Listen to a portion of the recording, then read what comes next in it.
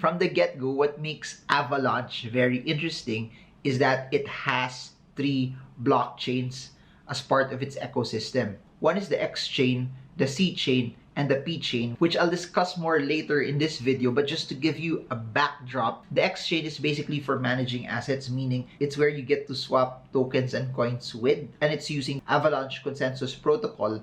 Then you have the C chain, which is where all of the smart contracts are being transacted on, and you have the P chain, which is basically for coordinating validators.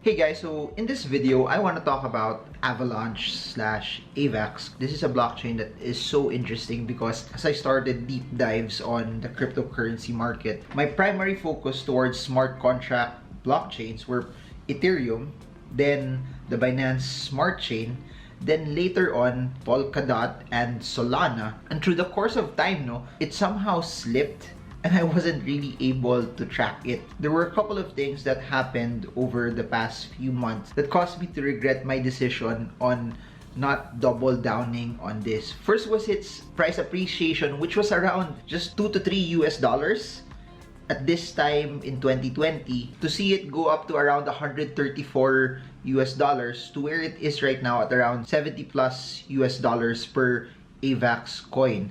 Included in that price appreciation, it's its rise in market cap, and by the time I'm making this video, it's sitting at number 12 with around $18.9 billion.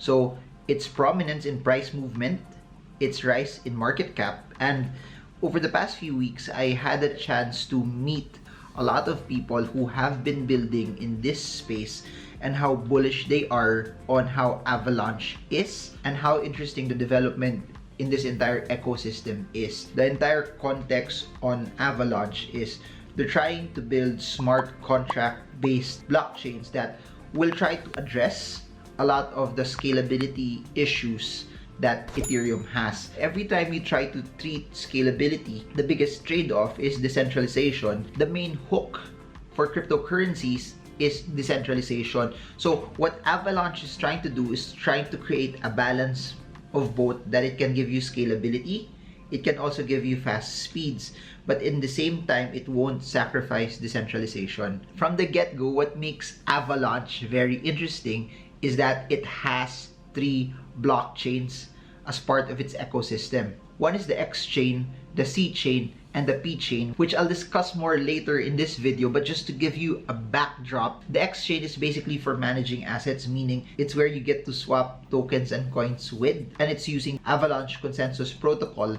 Then you have the C chain, which is where all of the smart contracts are being transacted on, and you have the P chain, which is basically for coordinating validators. Both the P chain and the C chain use the Snowman consensus protocol. So what's interesting about Avalanche also is its transaction speed, as it allows 6,500 transactions per second. I think Cardano is around 250 transactions per second. Polkadot is around 1,500 transactions per second. Ethereum is around 14 transactions per second, while Bitcoin is around 7 transactions per second. I think the fastest in this entire blockchain space right now, we have Solana, which I think we still need a lot of load in the network for us to be able to verify also how Solana will be as fast. But head-to-head, Avalanche is relatively faster than Polkadot, Cardano, Ethereum, and Bitcoin. In terms of speed, we only have Solana that's relatively faster than it. But what's interesting about Avalanche is its transaction finality.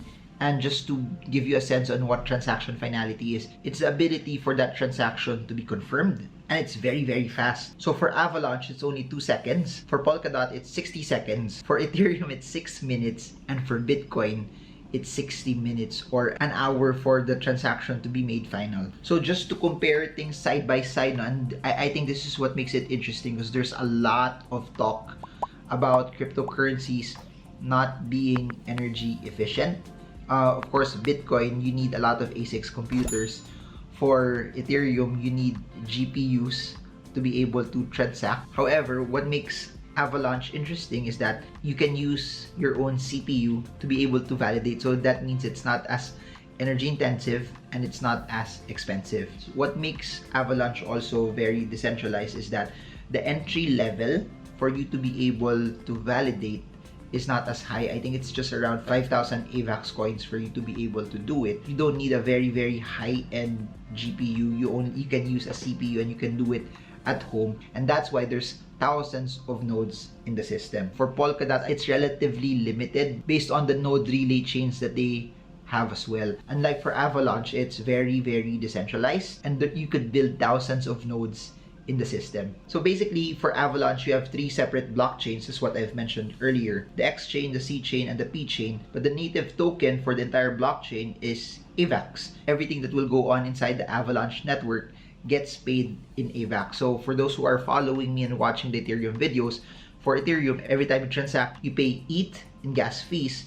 For the Avalanche network, you pay AVAX. Please do note this, what makes Bitcoin and Ethereum amazing is that it's very decentralized. The problem with that though is it becomes less scalable. But the problem also with trying to make it scalable is you sacrifice decentralization.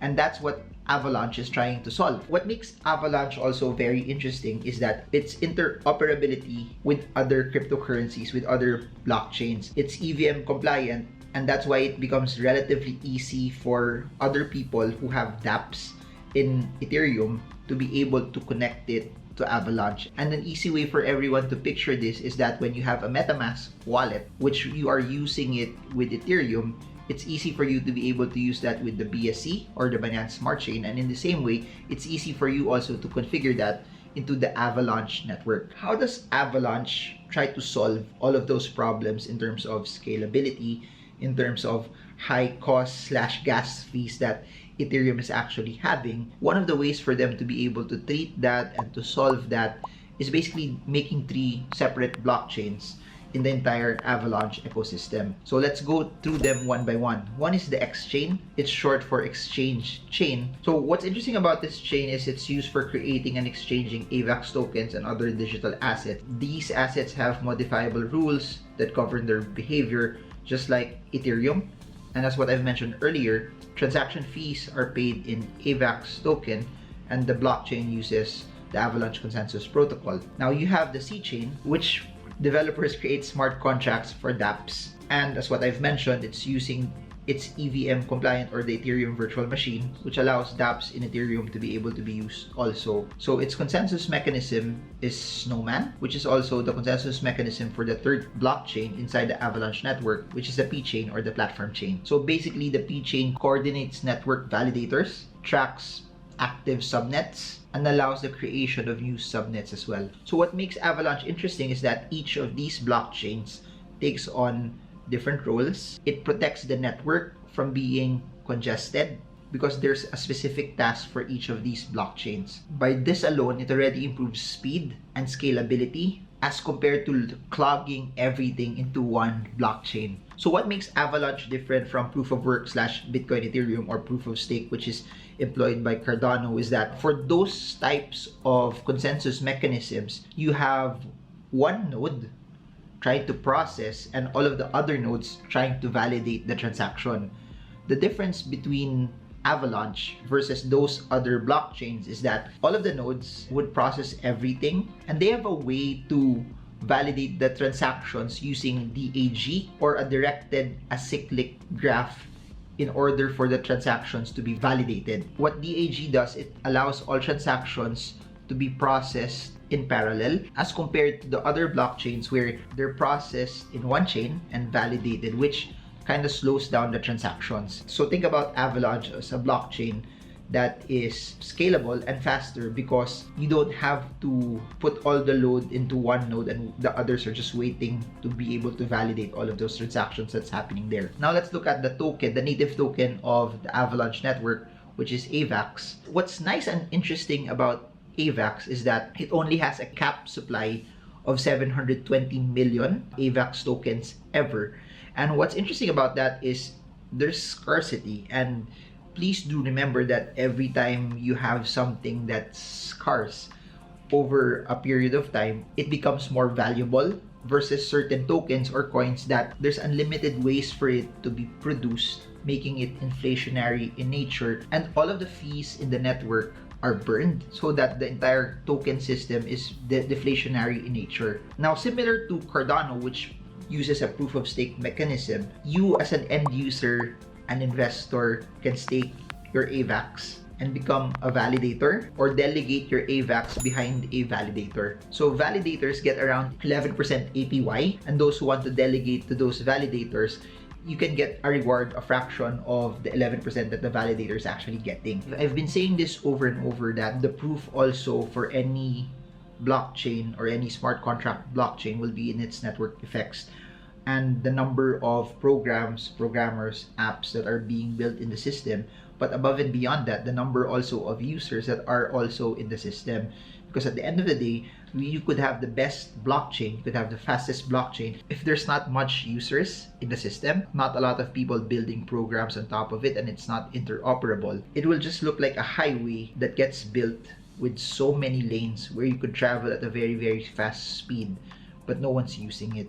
So what's nice about it, and I think what the upside it has on it, is that there's a lot of people, there's a lot of projects that are being built on it, and I think that's what makes it very, very exciting. Ethereum is the market leader right now. Ethereum has almost everything, but this space is so early. I think that there's so much that could still be built in this particular ecosystem, that it's the fact that it's so early that Ethereum could grow, but as Ethereum is growing, the other blockchains would also do well, from Polkadot to Solana, and I believe Avalanche will also be part of it. So there, I hope that this is something that's helping you. Please do take the time also to learn and study, and don't just buy just because it's discussed here, because at the end of the day, it's your money, it's your responsibility. No one will work hard for your money more than you. But if this is something that's interesting for all of you, and this is something that you think that, hey, this makes sense and I want to invest in the cryptocurrency market, check it out down below. We have Binance, one of the largest cryptocurrency market platforms in the world. Links are in the description if you want to start. And for those who want to trade the cryptocurrency market using technical analysis, I have a Zoom recorded course. Just check it out in the description below. You can watch it for a month at your own pace, at your own time. And I've written 5 books, primarily about the stock market, but there are rules there, rudiments there in technical analysis that you could also use should you want to trade the cryptocurrency market as well. So that's it for now. This is Marvin Germo. I hope this video helps you trade well, trade strong, trade smart. See you all again soon, and God bless you all.